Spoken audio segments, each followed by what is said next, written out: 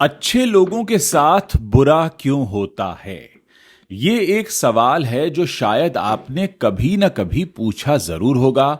कभी रोते हुए, कभी गुस्से में, या हो सकता है कभी अकेले बैठकर। जो इंसान सबसे अच्छा होता है उसी के साथ सबसे बुरा क्यों होता है? जो झूठ नहीं बोलता उसे ही धोखा क्यों मिलता है? जो मेहनत करता है उसे ही नाकामी क्यों मिलती है? जो प्यार करता है उसे ही तकलीफ क्यों होती है? क्या भगवान सो रहे हैं? क्या दुनिया अंधी है? या हम ही कुछ गलत समझ रहे हैं? आज इस सवाल के हम अंदर उतरने की कोशिश करेंगे, और जो जवाब मिलेगा वो शायद वो नहीं होगा जो आप सुनना चाहते हैं, लेकिन वो वही होगा जो आपको मिलना चाहिए। तो चलिए पहले एक बात साफ कर लेते हैं। हम यह मानकर चलते हैं कि दुनिया फेयर है, कि अच्छे को अच्छा मिलना चाहिए, बुरे को बुरा, और यह हमारी सबसे गहरी मान्यता भी है। इसे साइकोलॉजी में कहते हैं जस्ट वर्ल्ड बिलीफ, यानी यह विश्वास की दुनिया न्यायपूर्ण है, इंसाफ की है। लेकिन दुनिया फेयर नहीं है, ये कड़वा सच है। और जब तक हम इसे नहीं मानते तब तक हर तकलीफ हमें दोगुनी लगती है। एक बार तकलीफ का दर्द, और एक बार यह सवाल कि ये मेरे साथ क्यों हुआ। प्रकृति के नियम असल में अच्छा बुरा नहीं देखते, वो सिर्फ काम देखते हैं। बारिश अच्छे खेत पर भी पड़ती है, बुरे खेत पर भी पड़ती है। आंधी अच्छे घर को भी तोड़ती है, बुरे को भी तोड़ती है। तो फिर अच्छे लोगों को ज्यादा तकलीफ क्यों लगती है? इसके तीन मुख्य कारण हैं।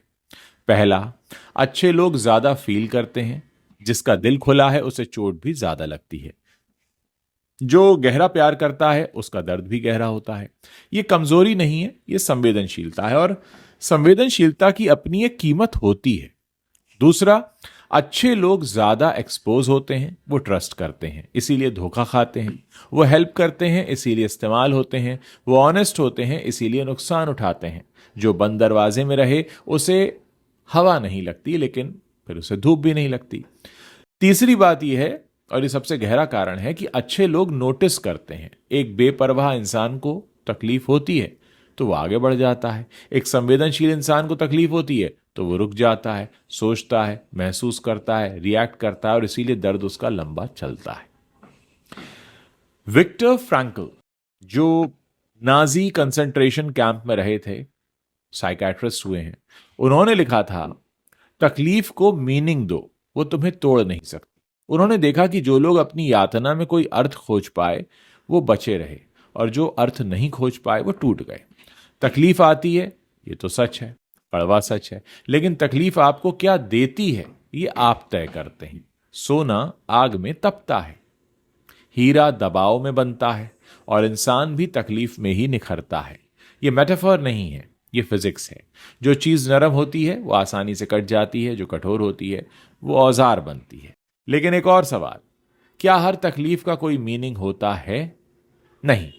कभी कभी बुरा सिर्फ इसलिए होता है क्योंकि दुनिया बहुत केओटिक है, यहां बड़ा केओस है, क्योंकि गलत इंसान गलत जगह पर था, या यूं कहें कि सही इंसान गलत जगह पर था, क्योंकि किस्मत ने पासा उल्टा फेंका।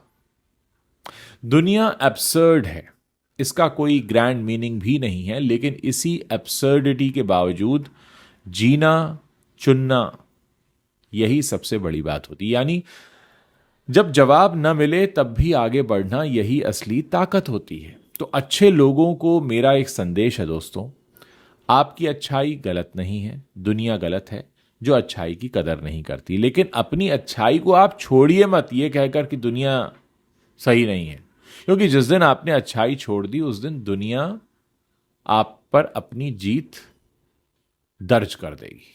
और याद रखिए, जो आपके साथ बुरा हुआ वो आपकी परीक्षा नहीं थी, वो आपका परिचय था। उस परिचय में आप कौन निकले यही मायने रखता है। अब आप कमेंट सेक्शन में बताइए उस एक तकलीफ के बारे में जिसने आपको बाद में वाकई कुछ दिया। हम अगले वीडियो में आपसे फिर बात करेंगे। तब तक इस वीडियो के बारे में आप बात करिए अपने दोस्तों से, इसे शेयर कीजिए, इसके नीचे कमेंट कीजिए, और मुझे बताइए कि जिंदगी में और कौन से ऐसे सवाल हैं जिनके जवाब आप ढूंढ रहे हैं। मैं आपके साथ बैठकर मदद करूंगा आपके उन सवालों के जवाब तलाशने की, ताकि आपको थोड़ा सुकून मिले, थोड़ा भरोसा मिले, और आगे जीने की राह आपकी आसान हो जाए।